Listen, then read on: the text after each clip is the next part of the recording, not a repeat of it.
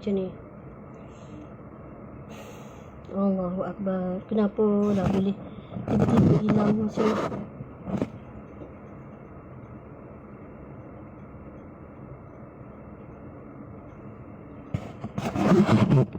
Bismillahirrahmanirrahim.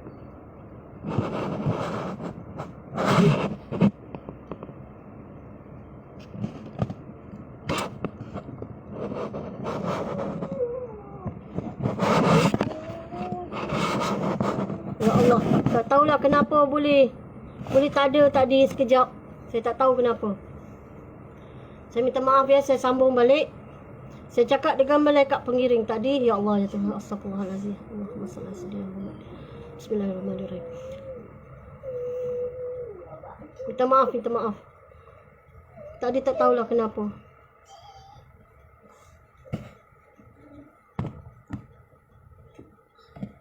Okey. Lepas saya cakap dengan malaikat pengiring tadi, ni masuk ke tak ni? Lepas saya cakap dengan malaikat pengiring tadi, saya cakap saya malu. Lepas saya berjalanlah perlahan-lahan. Dan apabila saya berjalan perlahan-lahan, saya dah tak pandang dah sebelah kanan pasal saya malu. Saya naik perlahan-lahan sampai ke atas. Tempat yang saya duduk bertekak-tekak tadilah. Saya duduk dekat atas. Saya pun kata malaikat pengiring dekat saya, ini saya nak beransur pergi, dia cakap. Saya ada tugas lain, dia cakap. Saya kata, nanti dulu. Saya kata, kamu nak pergi mana? Dia kata, saya setakat ni sajalah jaga kamu. Kamu pun dah tak ada apa-apa dah kan, dia cakap. Saya kata, aku ni takut juga malaikat, saya cakap. Saya cakap lah, aku ni takut juga. Kau suruh aku duduk atas seorang-seorang ni, aku takut juga. Aku tak kenal siapa-siapa. Alah, nanti datuk kamu naik lah, dia cakap. Maksudnya Rasulullah naik lah nanti, dia cakap. Saya cakap, saya sunyi lah nanti seorang-seorang. Lepas tu dia pun cakap lah, tak apa. Kau tak nak tanya apa-apa ke? Dia tanya saya. Saya tanyalah dia. Saya sebenarnya ni macam mana? Dia kata, kamu sebenarnya ni kami paku mimpi untuk perjalanan akhir dah, dia cakap. Perjalanan akhir bagaimana? Saya tanya. Perjalanan akhir lah, dia cakap. Perjalanan akhir. Dia kata ni perjalanan akhir dah, dia cakap. Mungkin akhir saya lah, saya fikir. Ni mungkin akhir saya. Dia kata, kami paku mimpi dekat kamu ni supaya kamu boleh bagi tahu yang lain bersedia. Bersedia masa akan datang. Lepas tu saya pun cakap lah, oh, apa yang nak boleh bagi tahu saya lagi? Dia cakap. Dia kata, kamu tahu tak masa bergegar tadi? Masa bergegar-gegar tadi. Masa tu Allah Ta'ala dekat dunia orang panggil kiamat. Dekat kami Allah gumpalkan balik. Maksudnya bumi tadi, masa gegar-gegar tadi saya duduk tengah mengungkit tadi, masa itulah berlaku kiamat. Maksudnya lebih kurang macam itulah, saya faham. Lepas tu lagi apa nama dia cakap, kesusahan saya masa di atas muka bumi ni sebelum mati, dia cakap sikit aja nak dibandingkan di akhirat. Dia kata, jadi kamu bersabarlah, dia cakap dengan saya. Banyak-banyaklah bersabar, dia cakap. Saya kata, lepas tu kalau macam saya takut macam mana? Tak apa, Allah tolong. Sekiranya ada kaki atau tangan atau apa-apalah yang akan mengancam kamu, kami cabut dulu nyawa dia. Dia cakap. Atas izin Allah Ta'ala, Allah Ta'ala izinkan kami cabut dulu. Itu dia janji dengan saya lah. Masa sebelum saya nak disedarkan dari mimpi saya. Tangan kaki yang menyebabkan kesusahan saya atas muka bumi ni, contohlah saya nak bagi terangan kepada sesiapa mimpi saya ni. Tapi mereka ni datang nak buat sesuatu pada saya. Mereka akan dicabut nyawa dulu. Kerana saya sudah ditetapkan akan mati di atas gunung berbatu yang tinggi dengan bom yang besar. Sambil menadah tangan dengan permudahkan urusan akhirat kami semua. Itu. Jadi segala ancaman atas muka bumi ni, kata malaikat, Allah berjanji dalam mimpi saya, mereka akan dicabut nyawa dulu. Satu langkah mereka 10 orang. Ini Allah berjanji dalam mimpi saya. Kalau nak takwil balik, jangan takwil mengarut-mengarut. Pasal saya pun bukan orang agama tinggi. Saya pun dah tengok neraka macam mana. Saya juga dah tengok syurga macam mana. Kalau tekan-tekan saya, nak suruh saya ni lebih daripada orang alim ulama', salah lah. Pasal saya masih belajar. Saya pun faham perkataan orang yang mempersendakan ayat-ayat aku. Pertanyaan di Masya pun saya tak mampu nak jawab. Sebab tu saya cakap apa yang telah diceritakan dalam mimpi saya. Macam tu. Ya. Jangan tekan-tekan seolah tanya saya, seolah saya ni semua tahu kitab. Saya tidak belajar kitab sangat. Saya belajar biasa-biasa sahaja. Jadi kata malaikat, kami nak beransur dah. Duduklah kat situ, dia cakap. Saya pun duduk. Duduk lebih kurang macam ni lah. Macam ni. Macam kita nak tahayat tu. Duduk macam, tapi saya menyandar. Ada benda menyandar. Saya rasa lega. Dan di kanan saya tengok pohon. Pohon tu memang cantik. Saya nak pergi pun saya rasa malu balik. Kerana tadi saya cakap saya nak pergi ketuk-ketuk pokok tu. Saya cebik-cebik daun dia kan. Jadi saya nak pergi pun saya rasa malu. Tapi saya pandang kat bawah tu ada 1, 2, 3 orang melihat saya wanita. Cantiknya. Saya teringin nak pergi peluk. Tapi saya tak berani nak pergi. Saya dah malaikat kata suruh duduk. Saya duduklah kat situ. Saya tunggu datuk kamu dia cakap. Tapi saya duduk, saya tengok aja. Saya teringin nak pergi. Macam apabila saya pergi nak cerita, nak meluahkan apa yang saya rasa ni. Jadi saya tak pergi. Tapi saya tengok, tapi perasaan saya masa tu saya nak cerita apa kesengsaraan yang saya rasa. Saya tengok je lah. Apa yang dia tengok saya tengok dia. Mungkin ramai yang tanya berapa orang? 7 orang perempuan. Bawah pokok. Pokok tu lawa lah. Lepas tu saya duduk. Tak lama. Lama jugalah sebenarnya saya duduk perhati. Rasulullah pun naik. Rasulullah naik. Dia pun berjalan. Dia pun tunduk. Saya pun pandang ke depan. Dan saya tengok Nya. Nya pun ada satu tempat duduk dia. Minta maaf, salah bahasa tempat duduk. Tempat yang sedia terjadinya dengan sendiri, Nya duduk kat situ. Lebih kurang macam itulah ayat dia. Dia duduk kat situ dan saya tengok senyuman Nya. Dan saya tengok Rasulullah pun senyum. Rasulullah senyum dan dia tengok saya, dia pun senyum. Lepas tu dia macam kita nak lalu depan orang dan dia bongkok-bongkok macam itulah. Satu saya perasan kaki Rasulullah. Kaki dia berjalan tu sebab saya duduk. Saya kan duduk. Saya pun macam apabila saya pun kaget, saya pun tengok sebab dia tunduk. Jadi saya pun tengok. Dan dia pun berlalu pergi ke pokok, kawasan pokok tadi. Saya pun tengoklah Rasulullah dah pergi ke arah pokok dah. Saya masih duduk lagi. Saya tak pergi. Saya masih duduk lagi. Lepas tu saya tengoknya. Ke depan ada Nya. Nya tu Allah Ta'ala ya. Tapi ada satu selin yang jarak untuk halang saya. Tapi di sebalik tu saya nampak. Allah izinkan saya nampak. Dan tak lama saya duduk macam tu. Tiba-tiba saya nampak macam ada satu tangan hulur dekat saya. Bukan tangan, saya tak tahu benda apa. Minta maaf. Lepas tu saya pun pegang tangan tu. Dia kata, Mei, saya nak tunjuk apa yang terjadi kepada bumi yang dibangga-bangga sangatkan oleh manusia macam kamu dulu. Saya pun kena naik ke mana? Kena naik ke sini, dia cakap. Saya pun naik.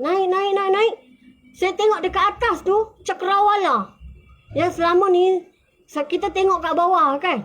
Saya boleh tengok. Oh, saya cakap, hodohnya. Benda apa tu hodoh tu? Dulu orang panggil dia bumi. Sekarang, dia berkerutuk-kerutuk. Kerutuk-kerutuk dia hodoh. Macam buahnya. Buah kelapa tu. Hodoh. Berkerutuk-kerutuk. Kata, oh begitu bumi. Itulah kejadian bumi dulu. Macam tu. Lepas tu, saya macam tak sanggup pula nak tengok. Walaupun nampak ajaib, macam pelik. Hodoh betul buminya. Lepas tu saya pandang ke depan. Saya pun tengoklah anak saya duduk macam mana. Saya tengok apa yang saya rasa nak tengok masa tu. Saya dapat melihat. Siapa-siapa yang mana saya nak tengok, saya dapat melihat. Dari atas saya tengok. Saya pun ceritalah dengannya. Oh, saya dapat melihat macam mata. Ya, saya izinkan. Maksudnya, izinkan. Lepas tu, saya pun, dia berkata, ni saya nak sedarkan kamu dah ni. Dia kata nak sedarkan kamu dah. Lepas tu saya kata, tak apa. InsyaAllah. Saya bercakap, kami takut nak mati. Saya ingat masa tu saya tiba-tiba dah malaikat bercakap dengan saya. Saya pun cakap lah. Kami takut nak mati. Jangan kata berani nak mati. Jangan mengarut. Walaupun mu kata, mu ni sudah tebal dah. Sakaratul maut tu bukan benda dalam kepala tau. Bukan benda dalam kepala. Saya cakap, kami ni manusia mati ramai-ramai. Kami ni takut nak mati. Tak apa. Kamu pernah rasa angin? Dia tanya saya, kamu pernah rasa angin? Angin kat dunia tu? Macam tu lah. Kami akan cabut nyawa kamu semua nanti. Seperti angin macam tu je. Yang mana mengikuti kamu di belakang kamu lah.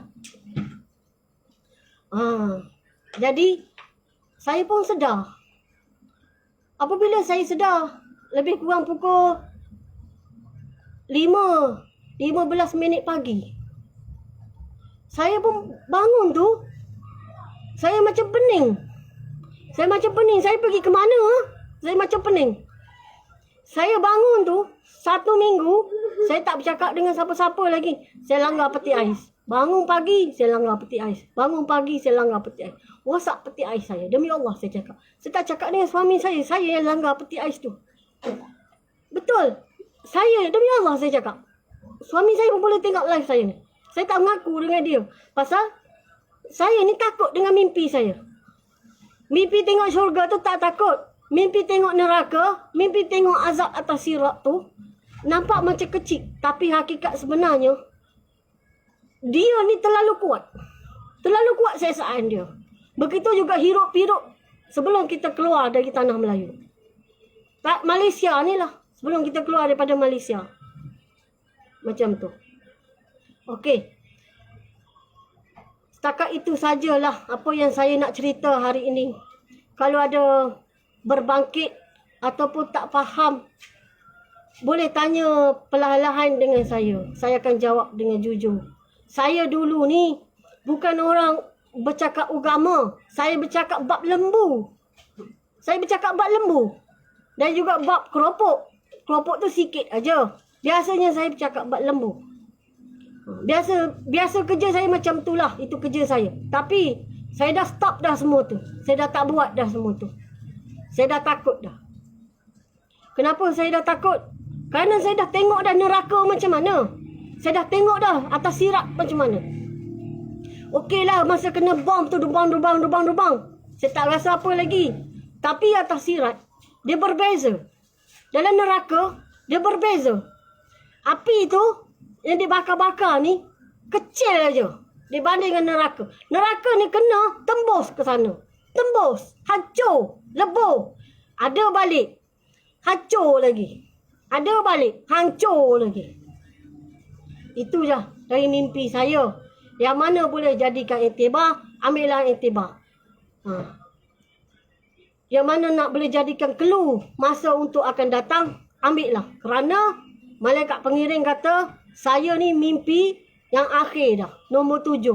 1 hingga 6. Allah dah tarik nyawa dia dah. Malam tu dia mimpi. Pagi esok dia pergi jumpa orang yang paling warak. Tak lama 2-3 jam. Dia mati kena bunuh. Saya ni. Mimpi.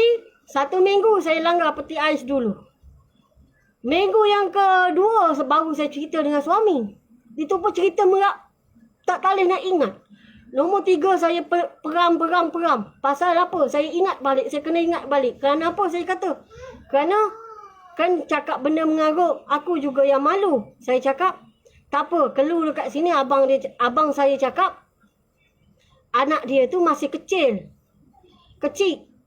Jadi saya tahu. Abang saya tu. Abdul Jamaluddin. Abdul Jalal. Dia. Tak ada anak kecil. Satu hari saya duduk dekat sofa saya ni, abang saya telefon. Dia kata, Dek mu tahu, Kak Lim mu dah bersalin. Masa tu, bila bersalin? Alamak dah, 2-3 bulan. Masa tu saya dah menggigil. Saya kata, ini bukan mimpi main-main. Ini mimpi betul. Masa tu saya kata, Allahu Akbar, Allahu Akbar. Betul mimpi ni. Lepas tu, okeylah. Mestilah kamu tanya, ni malapetaka COVID apa semua sekali tu. Saya dah tahu dah. Dah dicerita sebelum. Cuba tengok. Pada tahun lepas yang saya up status dekat wall FB saya tu. Tahun lepas. Sebelum 2022. Bulan 11. Bulan 12. Bulan 1. Saya dah nak cerita. Tapi kalau saya cerita masa tu, tak ada siapa percayakan saya. Pasal benda tu tak berlaku lagi. Benda tu tak berlaku. Tapi saya tahu dah. Tapi kalau saya cerita, siapa nak percaya dengan saya? Lepas tu, saya fikir lagi. Saya fikir, ini saya dah tak tahan. Kerana apa yang saya nampak dalam mimpi saya, sedang berlaku satu persatu. Sedang berlaku satu persatu. Saya diberitahu, saya ni orang yang akhir dah. Perjalanan mimpi yang akhir. Yang Allah paku atas kepala saya. Supaya saya bagi penerangan kepada orang lain. Supaya orang lain bersedia. Bersedia sebagai bakal jenazah.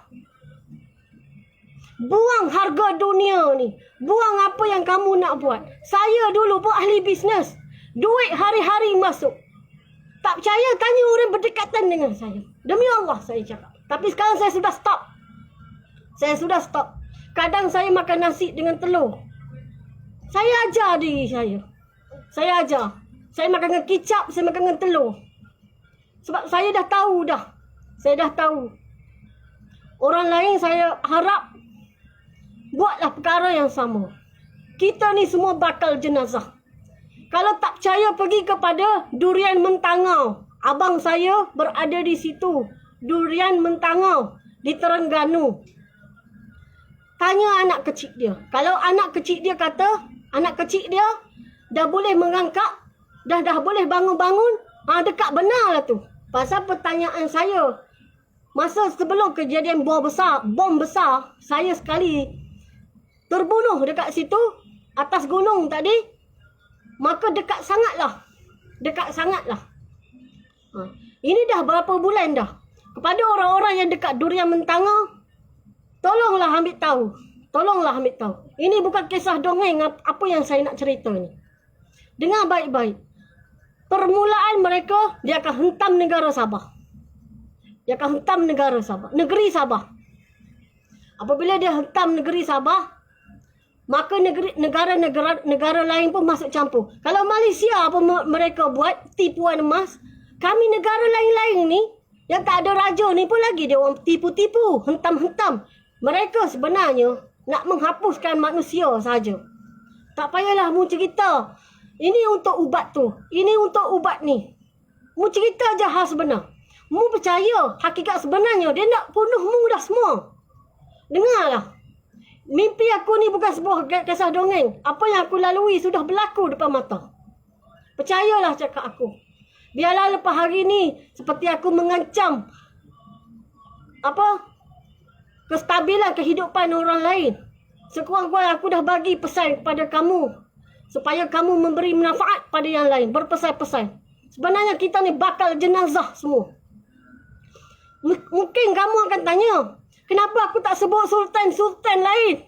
Mereka semua sudah pun mati masa serangan pertama. Mu kena ingat. Mereka telah pun mati masa serangan pertama. Mereka setting istana dulu sebenarnya. Mereka tipu dengan perkataan tipuan emas. Aku tak menipu. Demi Allah. Aku pun bakal jenazah juga. Sekurang-kurangnya Allah gambarkan aku mati dekat mana.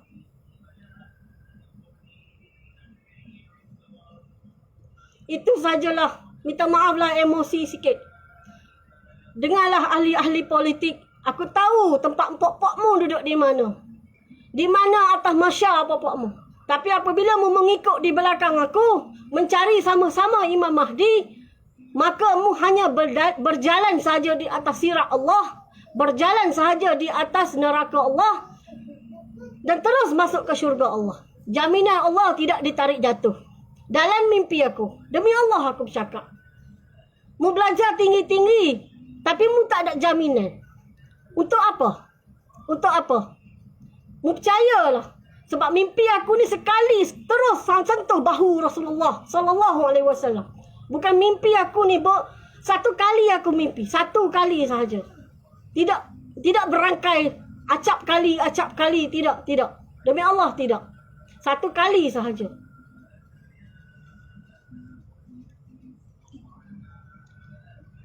Emosi pula mami. Yalah, kalau sebut tentang anak-anak memang saya emosi. Saya pun sedih. Pasal saya pun bakal jenazah. Saya pun sedih. Sedih, takut, bimbang. Semua ada. Kan? Saya pun bukannya sempurna mana seperti orang lain.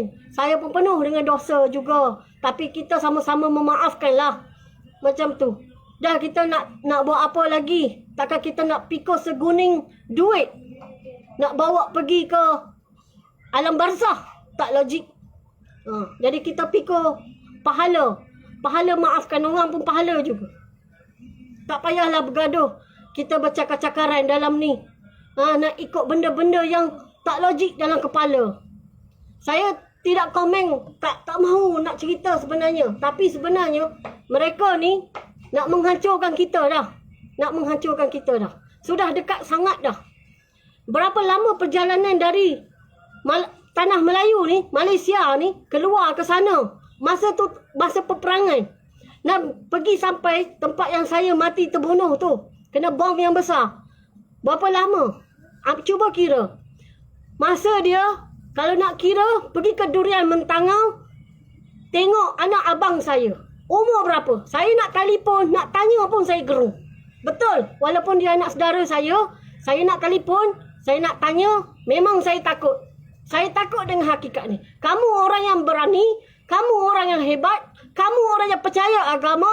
Kamu yang orang yang fikir intelektual ni apa yang saya cakap. Kamu pergi tanya. Saya memang tak berani. Tak percaya. Betul. Saya memang tak berani. Tak berani pada saya nak bercerita ni. Tapi saya boleh bercerita. Saya ambil masa. Takut nanti Allah tanya kepada saya, aku bagi mimpi, aku tak bagi tahu orang lain langsung ke? Jadi saya bagi tahu dalam live ni. Share lah bagi manfaat kepada orang lain. Dengan balik permulaan hingga akhir. Kita ni semua bakal jenazah. Orang lain nak buat tipuan emas kepada kita. Tipuan emas, tanya pemerintah sekarang. Benda apa maksud dia? Pemerintah tahu. Dan masa berlaku ini, atas muka bumi ni hanya ada 70 orang saja wali. Itu saja tersisa. 70 orang saja wali.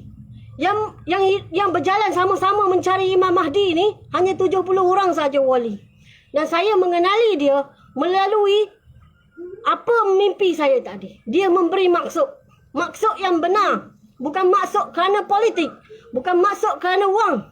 Tapi maksud yang benar. Kita ni keliru dah. Zaman ni keliru, tak tahu mana betul, mana salah. Nak semayang pun jadi keliru. Nak hidup makan pun jadi keliru. Bagi lesen halal tapi buat sup babi lah. Buat kari babi lah. Macam-macam dah kita ni. Kita ni zaman tak amat keliru dah. Tak marah kita ni. Kita ni juga macam tak marah. Orang hina Rasulullah pun, kita dah macam tak marah. Bagi denda. Nasabah ke bagi denda. Sedangkan kita ni mengucap. Mengucap la ilaha illallah sebab Muhammad Rasulullah. Tapi kita ni tidak apa. Tak buat apa-apa. Tangguh aja, tak tahulah kenapa. Adalah tu. Kadang-kadang dia buat terganggu ni. Tak tahulah. Setakat ini sajalah dari Mami Zack. Saya minta maaf sekiranya bahasa saya ni sukar difahami. Sukar difahami, orang tidak memahami. Saya memendekkanlah. Assalamualaikum warahmatullahi wabarakatuh. Catat baik-baik. Kita semua ni bakal jenazah. Assalamualaikum warahmatullahi taala wabarakatuh.